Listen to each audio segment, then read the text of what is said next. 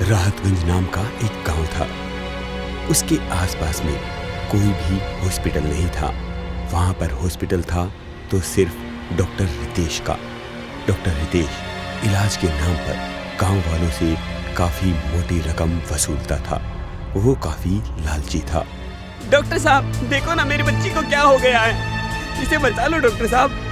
हाँ, तुम उसे भर्ती करवा दो और 50,000 रुपए जमा करवा दो। डॉक्टर साहब इतनी मोटी रकम मैं कहाँ से लाऊंगा, मैं तो गरीब आदमी हूँ। वो मुझे नहीं पता तुम कहाँ से लाओगे।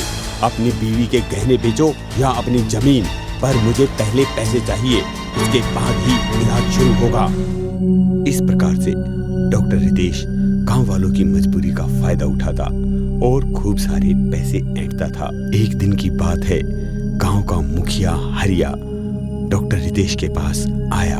अरे डॉक्टर साहब कैसे हो, कैसा चल रहा है आजकल काम धंधा? अरे बस हरिया भाई बढ़िया है, और तुम्हारी मदद से मैं और पैसे कमा रहा हूँ। हाँ अच्छा तो होगा ही, हम तुम्हारे आसपास में कोई हॉस्पिटल जो नहीं खुलने दे रहे हैं। हाँ ये तो बात है ही हरिया भाई, और बताओ जिससे कुछ मैं ज्यादा पैसे कमा सकूं। अरे हाँ, उसी के लिए तो मैं आया था। मेरे पास एक बहुत ही गुप्त खबर आई है। बताओ ऐसी क्या खबर है जिससे मेरा फायदा हो सकता है? देखो डॉक्टर, जो भी पैसा आएगा उसे आधा आधा बांटना होगा। हाँ तुम चिंता मत करो, तुम्हारा कमीशन तुम्हें मिल जाएगा। तो डॉक्टर सुनो, जो पास वाली हवेली है ना, वहाँ पर एक चुड़ैल रहती है, और उस चुड़ैल का जो दिल है वो सोने का है। हम उस दिल को निकाल कर बेच देंगे और करोड़ों रुपए कमा सकते हैं। हाँ? चुड़ैल और चुड़ैल का दिल? कैसी बात कर रहे हो हरिया, तुम मुझे मरवाना चाहते हो क्या? अरे तुम चिंता मत करो डॉक्टर, उस चुड़ैल को वश में करने के लिए मैंने तांत्रिक से भी बात कर ली है। हम तांत्रिक को लेके जाएंगे और चुड़ैल को सुला देंगे, और उसके बाद में तुम्हारे हॉस्पिटल में लाकर उसका दिल निकाल लेंगे। अरे वाह हरिया, तूने तो बड़ी अच्छी खबर सुनाई है। चल हम ऐसा ही करेंगे। ऐसा कहते हुए डॉक्टर और हरिया दोनों अपने साथ में तांत्रिक को लेकर पुरानी हवेली की तरफ निकल पड़ते हैं। पुरानी हवेली जंगल के बीच में थी, चारों तरफ अंधेरा, एक खौफनाक सा मंजर। हरिया, डॉक्टर और तांत्रिक थोड़े सहमे हुए, डरे हुए हवेली में पहुंचते हैं। एकाएक उनके सामने चुड़ैल आ जाती है।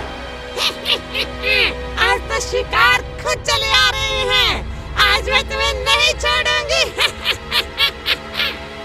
चामुंडा, तुम हमें नहीं छोड़ोगी, हम तुम्हें ले जाने के लिए ही आए हैं। तुम मुझे ले जाओगे, ये तो समय बताएगा। इतने में तांत्रिक कुछ मंत्र पढ़ता है और चुड़ैल की तरफ कुछ फेंकता है। चुड़ैल पे वो चीज गिरते ही चुड़ैल एकदम से बेहोश हो और जमीन पर गिर जाती है। डॉक्टर, हरिया और तांत्रिक तीनों उठाकर चुड़ैल को हॉस्पिटल में ले आते हैं और स्ट्रेचर पर लेटा देते हैं। डॉक्टर ब्लेड लेकर चुड़ैल के शरीर को काट देता है। वो तीनों उसके शरीर के अंदर देखते हैं। एक चमकती हुई चीज उन्हें दिखाई देती है। वो चुड़ैल का सोने का दिल था। जैसे ही डॉक्टर उस दिल की तरफ हाथ बढ़ाता है, तभी चुड़ैल एकदम से जग जाती है। तुम लालची इंसान, मेरे सोने के दिल के लिए मुझे पकड़ कर लाए हो। अब तो तुम मेरे शिकार हो, मैं तुम्हें नहीं छोड़ूंगी। तांत्रिक, तांत्रिक कुछ कर, इसके ऊपर जल्दी से कोई ना कोई मंत्र मार। हाँ हाँ हाँ, मैं करता हूँ, मैं अभी करता हूँ। इतने में तांत्रिक मंत्र पढ़ने लगा। उससे पहले चुड़ैल तांत्रिक पर झपट पड़ी और उसके सिर को धड़ से अलग कर दिया। अब वहां पर सिर्फ हरिया और डॉक्टर बचे थे। हरिया, ये तांत्रिक भी मर गया, अब जल्दी यहाँ से भाग ले, नहीं तो हम दोनों मारे जाएंगे। हाँ बिल्कुल ठीक कहते हो डॉक्टर, जल्दी से निकलो, चलो भागते हैं। डॉक्टर और हरिया जैसे ही भागने लगते हैं तो कमरे के दरवाजे अपने आप से बंद हो जाते हैं। अब तुम्हारी बारी है, अब मैं तुम्हारी भी यही हालत कर करूंगी और इस हॉस्पिटल को अपना घर बना लूंगी। ऐसे कहते हुए चुड़ैल ने डॉक्टर और हरिया के सिर को भी धड़ से अलग कर दिया। अब वहां पर उन तीनों की मुंडी कटी हुई लाशें पड़ी थी और चुड़ैल वहां से गायब हो चुकी थी।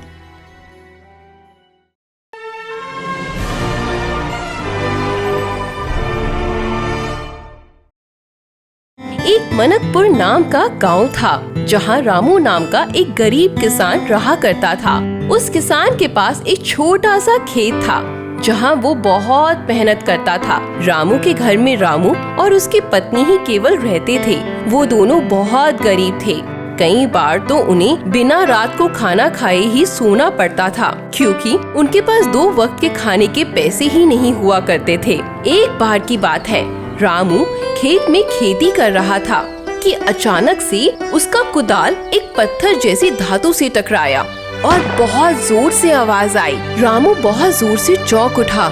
जैसे ही आवाज आई तो उसने आसपास खोदना शुरू कर दिया। खोदने के बाद वो क्या देखता है, एक बहुत बड़ा घड़ा जमीन में दबा हुआ निकला। रामू ने सोचा कि इस घड़े का मैं क्या करूँगा। ये सोचकर उसे सेब के पेड़ के नीचे ही रख दिया। रामू अपना बाकी का काम करने लगा। दोपहर का समय हो चुका था। रामू काम करके बहुत ज्यादा थक चुका था। वह अपना खाना लेकर सेब के पेड़ के नीचे खाना खाने आ गया।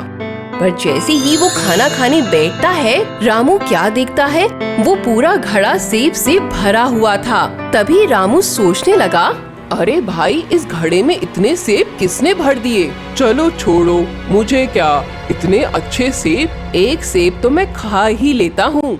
ऐसा सोचकर रामू फटाफट से एक सेब खाने लगा।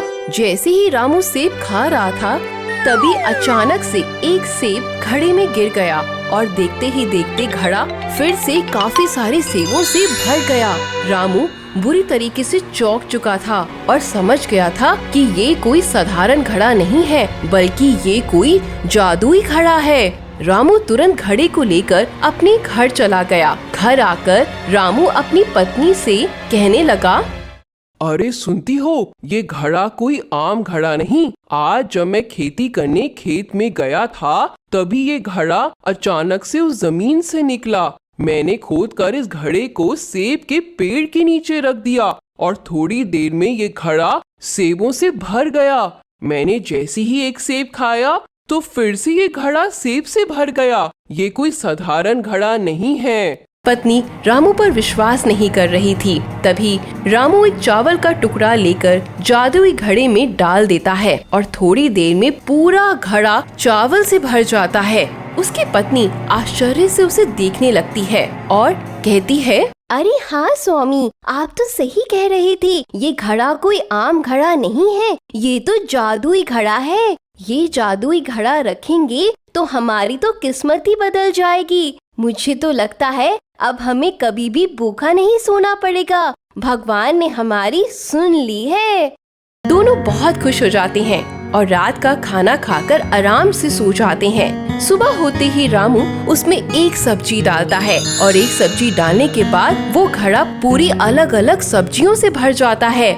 इस प्रकार रामू खूब तेजी से मेहनत करके खूब सारा धन कमाने लगता है और धीरे धीरे वो बहुत बड़ा बंगला बना लेता है। गांव के सभी लोग रामू के बारे में बातें करने लगते हैं और कहते हैं, अरे भाई, तुमने उस रामू के बारे में सुना है? कहाँ बेचारे के पास में 2 वक्त की रोटी के पैसे नहीं होते थे और आज देखो गांव में सबसे बड़ा बंगला उसी का है। आखिरकार चक्कर क्या है? हाँ हाँ भाई, तुम सही कह रहे हो। ये तो मैंने भी देखा है। ऐसा करते हैं, हम चुपके से इस राज का पता लगाते हैं।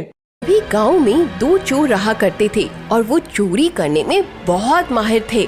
दोनों उनके घर जाकर खिड़की से छुपकर देखते हैं कि रामू एक सब्जी डालता है उस जादुई घड़ी में, तो बहुत सारी सब्जियां बनकर निकल जाती हैं। दोनों चोर बहुत खुश हो जाते हैं। उस जादुई घड़े को चोरी करने की योजना बनाने लगते हैं। चोर योजना के अनुसार रात के समय रामू के घर गए और जादुई घड़े को चोरी करके अपने घर ले आए। दोनों चोर में से पहला चोर जादुई घड़े को जांचने के लिए उसमें एक सोने का सिक्का डालता है। जैसे ही वो उस घड़े में सोने का सिक्का डालता है, थोड़ी देर में वो घड़ा पूरे सोने से भर जाता है। ये देखकर दोनों चोरों के मन में लालच आ जाता है और लालच आने के बाद दोनों उस जादुई घड़े के लिए आपस में झगड़ने लगते हैं। झगड़ने के चक्कर में वो दोनों एक दूसरे के हाथ से उस घड़े को खींचने लगते हैं। आपस की खींचातानी से वो जादुई घड़ा नीचे गिरता है और नीचे गिरते ही फूट जाता है। इस तरह से ना तो वो पहले चोर का हो पाता है, ना ही दूसरे चोर का।